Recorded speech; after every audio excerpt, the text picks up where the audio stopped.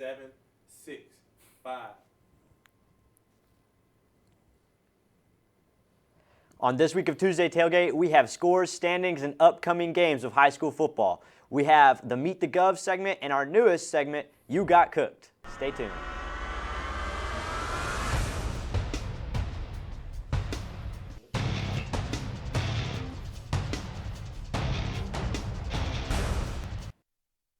Welcome to the show, Tuesday Tailgate. I'm your host, Aiden Davis. I'm joined today with Knox Reeves. Let's get into this first game of Montgomery County High School football. This week's game of the week featured two of the top teams in their respective classes in the state. East Robertson, the Indians, ranked number 2 in Class 2A. Kirkwood ranked number 5 in Class 5A, a matchup of two big-time football programs in the state of Tennessee at the Pit at Kirkwood High School, and it was an electric environment for both atmospheres that came down to the wire between the Indians and Cobras in a battle of undefeateds. Started out here, Cade Brooks, a fantastic rush on the right side, is going to be pulled by the option quarterback, going to pull it to the left side. A little bit of flag, but a nice run there to convert for the first down. East Robertson, nothing flashy, but got it done all night. You see the Cade Brooks touchdown there, short 5-yard jet sweep, got the Indians up 7-0 to start this game, but Kirkwood responded very, very quickly on the next drive. You see here Miles Redding, one of the top quarterbacks in Class 5A in the state of Tennessee. Nice little scramble, finds a little room, gets past a couple defenders for a first down. Redding, a semifinalist for Mr. Football in Class 6A last year. Redding going to take another snap, fire it over to Josiah Claybrooks, his reliable running back, converts another first down. Now looking to finally get in the end zone, tie the game up, finds Parker Keenan, who just recently got offered for Bowling Green University, ties the game up at 7 apiece. East Robertson quarterback drops back, going to get dropped in the backfield. Kamari Blair, the Division I Tennessee commit, is going to be the one that finally drops him. Looks like the ball came out, and Kirkwood will get the ball right back to get some energy going and try to take the lead. Obviously comes back and gets some energy by dunking it home. Another rush by Brooks here, going to find a hole on the right side, and that will give East Robertson a close lead. At the half, 17-14, Kirkwood led, and Kirkwood looking to add to their lead here. As you can see, a strike on the sideline by Redding. Talon Dillman, the reception of that one, almost going to find the end zone, does not. Now it looks like he actually ended up finding it, and that's going to be a touchdown for Kirkwood. East Robertson, last play of the game here, 6 seconds left, down 4. What do? Find Cade Brooks in the end zone for a touchdown. East Robertson with 6 seconds left at the buzzer in the range, shocks Kirkwood 28-24 here this week. Phenomenal victory there from East Robertson. Next up, we're going to go to Grady Cox, who is at the beautiful Hilda J. Richardson Field.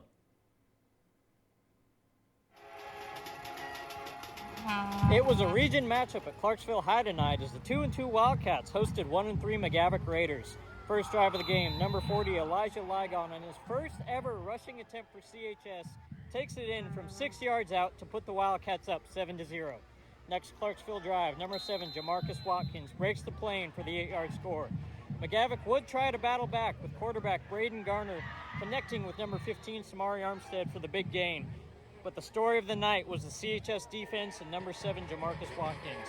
Watkins had 2 rushing touchdowns in the first half, including this 84-yard house call, but he was also getting it done on the defensive side of the ball with a pick 6 late in the second quarter. This one was all Clarksville tonight with the final score 56-0.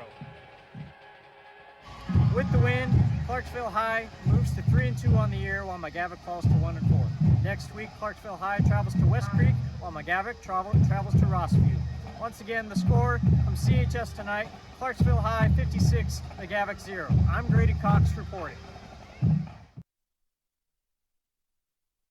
across Montgomery County. Let's start off here with Hickman County versus Montgomery Central. What did you see, Knox? Hickman County, a very physical team out of the 3A class in the state of Tennessee. Montgomery Central falls to 1-3, but 1-4, but they've got a big matchup with Clarksville Academy next week. We'll jump to that game next. Kind of a shocker score-wise. Friendship Christian, a state powerhouse in Division II Class A, only won by 18 points over Clarksville Academy, 42-26. That's kind of a shocker. We expected them to get killed, to be honest, traveling to Friendship Christian.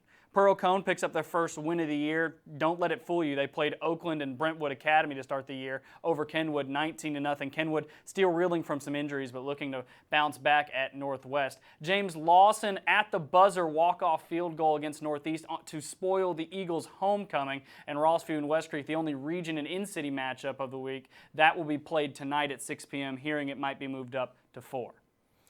With that being said, when we come back, we're going to transition to back-to-back Meet the Gov segments here. We've got Caden, who sits down with running back Cortland Simmons, and Nick Arvin, who's going to sit down with Chris Parsons, the quarterback of the Governors. From the start of an Austin Peay student's journey, they expect more.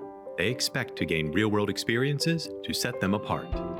So we give it to them. We provide them with the knowledge to become sought-after artists. They realize their work elevates our world. They realize dreams become reality. So when our graduates look back, they'll see it all starts at Austin Peay. So I'm Caden Williams. On this episode of Meet the Govs, I'm here with Cortland Simmons. And we're going to just talk about, he's an Austin Peay football player, running back. So we're going to talk about what got you playing football. Really just my family. We're a pretty athletic family. My dad played sports in high school. My mom played sports in high school. My uncle actually played football in college too. So just being around them, they pushed me in sports early. So I think I started playing soccer like 3 or something. So just playing everything, seeing what I took to, and eventually ended up being football. Gotcha. And so are you originally from Clarksville? No, actually, I was born in Fort Stewart, Georgia. My dad, he's in the Army, so we moved around a lot. Been to like 5 different states. A lot of times people ask me where I'm from. I don't know what to tell them because I lived everywhere like 3 or 4 years. But I'll probably say Missouri. I spent a lot of formative years in Missouri, so Fulton, Missouri. And what year would you say like you started to take football or sports, any sport you played, serious?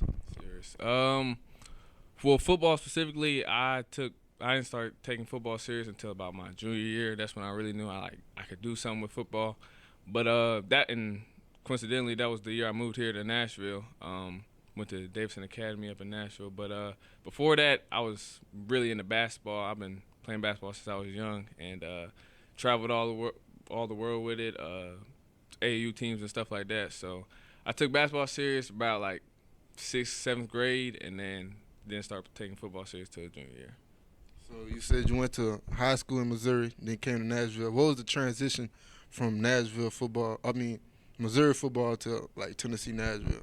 Well, it was a complete shock to me because like when I was in Missouri, I was playing quarterback, and like my main focus was just making sure everybody was all right and really just surviving out there. It was a little different. We weren't too good back then, but coming here to Nashville, I started off a receiver, and then I switched to running back my senior year. But it was really different. I had a great coach in Jonathan Quinn, who really taught me how to dissect the game and really read the keys, read the defense, and just take what they're giving you. So I say the coaching and we played some great competition. So I say coaching and the level of competition definitely increased there.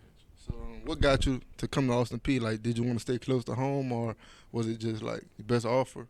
It wasn't so much want to stay close to home. It was a bonus that it's only like an hour away, but I really didn't mind moving far across country. I said like I've been everywhere before, so it wasn't like I just had to be close to home. I didn't mind leaving, but really they were just consistent from they offered me pretty early on in the recruiting process, and then they were just always there. Like no matter who I was getting offered from, they was always showing up to school, talking to me, keeping in contact, and they just had great energy here. So it really reminded me of home. And you came in when Coach Scotty Walden was still here. How did that transition, or how did it feel like when he left to meet a new coach, Coach Ferris, and how did Coach Ferris keep you here? Well, Coach Wall and his staff, they was great in getting us here. They was real social. They knew everybody. And so when he left, I was shocked, really. I wasn't expecting it that December. But Coach Ferris, when they got here, it was cool. It was transparent. You know, with anything, it's a learning curve. You got to take time to get to know somebody, to really know somebody.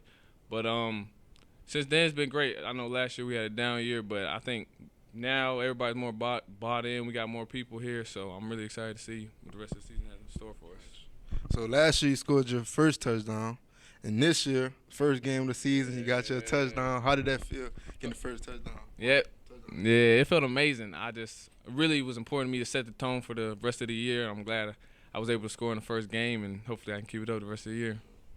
Beating the FBS program, Middle Tennessee, after having a down year, like what do you feel that gave the team for games to come? I think it gave us all the confidence in the world. Like, it really validated the work we put in during fall camp and in the summer. And with that, I think we'll just take that momentum and keep building upon it. It was a great win, but we, of course, got things to still work upon and improve upon, and I think we'll show that the rest of the year. And this was another episode of Meet the Govs here with Cortland Simmons. And we'll be back again next week. I'm here today with Austin Peay quarterback Chris Parson. Chris, you've had a long journey to get to this point, and just kind of going into your history, into your background, something that's notable, you were the last quarterback commit for legendary head coach Mike Leach at Mississippi State. There was a lot after his passing. You tried to really convince that group of guys to stay with it, to stay at Mississippi State. Could you tell me about Mike Leach and just the impact that he's had on you as not just a player but also as a man? Yeah, Mike Leach, very well-known head coach in the college football world, and it was truly an honor to be recruited by him. And I was excited for the opportunity to get the chance to play for him, especially being going to a SEC school. And so it was unfortunate when he passed away. He left a amazing impact on me in the time that we got to know each other, and many other players that I had relationships with at Mississippi State as well. And so my biggest emphasis whenever he had passed away was just making sure the class of 2023 that had committed to Mississippi State, making sure we stuck together. And I remember, telling the guys that, we were the last class that he recruited, and we should wear that as a badge of honor. And so for me, it'll always be long live Mike Leach, RIP to the Pirate. And I'm thankful that I had an opportunity to build a relationship with him, get recruited by him, and also learn from him for that amount of time. So.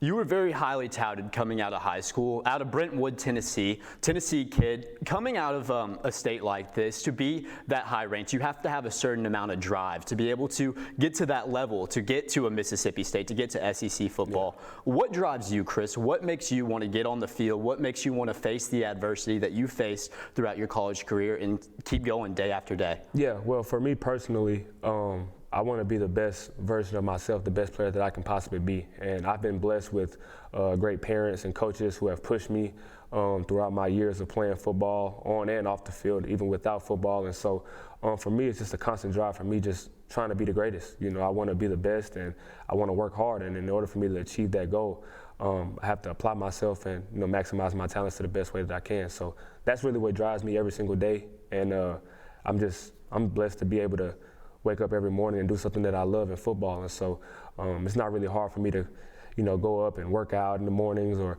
watch film and do things like that, because I truly love this game and I want to be the best. So this offseason, you hit the portal from Mississippi State, a bit of a change for you. And for the second time, it's like you're getting recruited again. Yeah. So you meet Jeff Ferris, you and Jeff Ferris talk. Kind of tell me what that was like. Tell me what it was like to get into that portal, what it was like talking to Coach Ferris, and what about this program attracted you to come play at Austin Peay? Yeah, well, I had a previous relationship with Coach Ferris from when I was younger, in middle school. At the time, he was coaching at Duke University, and I would visit Duke and I would work out at the camps that they hosted in the summertime. And so during that time throughout middle school, I was able to build a relationship with Coach Ferris. We remembered each other, and then I also visited Duke and camped at Duke going into my junior year. And so whenever I hit the portal, he was actually one of the first coaches to reach out to me the morning that the portal had opened up. And so we kind of just picked up right where we left off. We had a great relationship then, just learning from him at the camps. And then for him to call me as soon as the portal opened up, it meant a lot. And so, especially with me, being a Tennessee guy, having an opportunity to come back home, and then I also had a good relationship with Coach Billerman, offensive coordinator, QB coach. I was able to build a relationship with him throughout high school as well. And so with him being the offensive coordinator, QB coach here at Austin Peay, alongside with Coach Ferris being the head coach, it felt like a great fit. And the conversations that we had, they were great. I was able to come up here on a visit in December, and it felt right. I really wanted to go to a place that had my best interest, somewhere where I knew that I could flourish on and off the field, and become a better version of myself. And since I've gotten here in January, it's been that. So I was confident in my decision back then, and I'm very confident in my decision now, and I'm blessed to be here at Austin Peay. And then just to hit on week 1, that was a huge game for Austin Peay, just this school in general, going off against an FBS opponent. You get the week 1 start. Did that win? Obviously, we saw that you didn't play the whole game. Austin Smith was able to step in and take over, but you had a bunch of huge throws that got Austin Peay the lead. Do you feel like that win validated anything for you on your journey to Austin Peay? Yeah, for me, my biggest thing going into the game was, just doing my job to the best of my ability, making sure I'm protecting the ball, and, leading the offense and making sure we were able to put together drives to score touchdowns. And although we didn't play a perfect game, we did what we had to do in order to get the win. And it was big for our program. It was big for our school, our university. And, we left that game really more motivated than ever to continue to keep winning so we could have that feeling every Saturday. And so that's been my biggest goal, going into this season. I don't have any personal goals or anything like that. I really just want to be the best teammate that I can be, lead the best way that I can, and find ways to help this team be successful. So just to end off today, Chris, where do you want this team to go this year? Both as you as a player and for this team, what are your expectations this year? Yeah, for me and for some of the captains on the team, we kind of told ourselves we don't even want to put a limit on this team as to what we can accomplish. A lot of players on this team, we're big in our faith, and we always say that whatever God wants to happen, that will happen. And so we just want to every single day just put in the work, making sure we're maximizing our talents, and then we'll be happy with the result at the end of the season. All right, thank you, Chris. Yes, thank sir. you so much for joining us. Good luck this year. Appreciate you. Thank you. Yes, sir.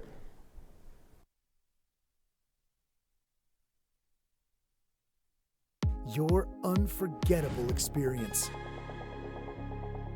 Be a part of a community of champions. There's a place for you in our winning legacy. Feel the synergy of the Governor's pride. Create memories and victories that will last a lifetime. Your victory starts here. Welcome back here to Tuesday Tailgate. Let's take a look across the Montgomery County standings. We're going to start here with the 6A Region 5 standings. You look at your screen, we've got Clarksville High School at the top, Antioch in second. Looks like we're actually going to look at the 5A standings first. Kirkwood looks like they're the favorite in that region so far. Henry County a 1-3 record, but don't let that fool you. They've had a very tough schedule to start the year. Dixon County, also an intriguing one, lost by 44 to Henry County. And then really it's just a battle for who's going to get into the playoffs at that 4 spot between Kenwood, Northwest, and Northeast, it looks like. So it'll be interesting to see which of those 3 teams comes out as the 4 seed in that region. So now we're going to take a look at the 4A Region 5, and that's got to have Creekwood at the top of it, 1-0 in their region. You're looking at the only Clarksville team in there, that's Montgomery Central, and they're at the bottom of the standings here. Montgomery Central actually doesn't play a region game till week 7, so it'll be very interesting to see how these next few weeks prep them for region play and what really matters in the postseason. Now we're going to take a look at the D2 Class A Middle Region, otherwise known as the Clarksville Academy region, and they're in the bottom half of this region as well. The problem with Clarksville Academy's region is not that they're a bad team, is that they've got some powerhouses on the top. Nashville Christian, undefeated this year, led by Georgia quarterback commit Jared Curtis. Going to be interesting to see how the Academy shakes out in that region. So now we will take a look at the 6A Region 5. You see Clarksville High School at the top of that. It's really going to come down to Clarksville High versus Antioch here, 2 very top-heavy teams. Antioch had Andre Adams set a single game record in the TSSAA for total yards, had 720 against Columbia the other night in a win. Like you said, Clarksville and Antioch, the 2 top teams, looks like so far. It's going to be interesting to see those 3 and 4 spots between McGavock, Rossview, West Creek, Overton, and Cane Ridge, just a battle of who's going to make the postseason at that point. Or maybe one of those teams could upset Antioch or Clarksville and really mess up the postseason picture. Rossview and West Creek will play tonight to see who's who's going to get their first win of the season. It'll be interesting to see between those two. Looks like Stratty Young still looking for his first win as a head coach for the Hawks. Ross, you and West Creek, obviously that game did get postponed. As now we take a look at the upcoming games here in Clarksville. We've got Clarksville and West Creek coming up here. Knox, what are you looking to see? Well, Clarksville High 3-2. They're on a 3-game heater. West Creek is going to be, we got to wait on their Week 5 matchup tonight. But it's going to be very interesting to see this matchup. West Creek 0-4. Their offense has not scored a point to date. So it'll be very interesting to see this region matchup. Clarksville will be the favorite, but West Creek could be very motivated for this in-city matchup. Yeah, so I know you can't make any predictions. However, I will be making predictions this week, as I did last week. I'm going to take Clarksville High School here, and I hate to say it, but Clarksville High by 50. We're going to look at the next matchup here for Montgomery County. McGavock travels to Rossview in a region matchup. It's homecoming for the Hawks, so Rossview may be a little distracted, but Stratty Young, again, looking for his first win tonight, maybe either 1-4 or 0-5. It's going to be a very motivated Rossview squad trying to vie still for postseason play, as they've only played one region game. Although they're 0-4, they've got a good shot to play in November. Short week here for Rossview. I'm going to take the visiting McGavock. Next up, we've got Dixon County visiting Kirkwood. Knox, what are you looking to see in this game? It's going to be a very interesting one. This is a huge matchup in 5A Region 7. Kirkwood, undefeated in the region, just lost their first game last week against East Robertson, against a very good East Robertson team.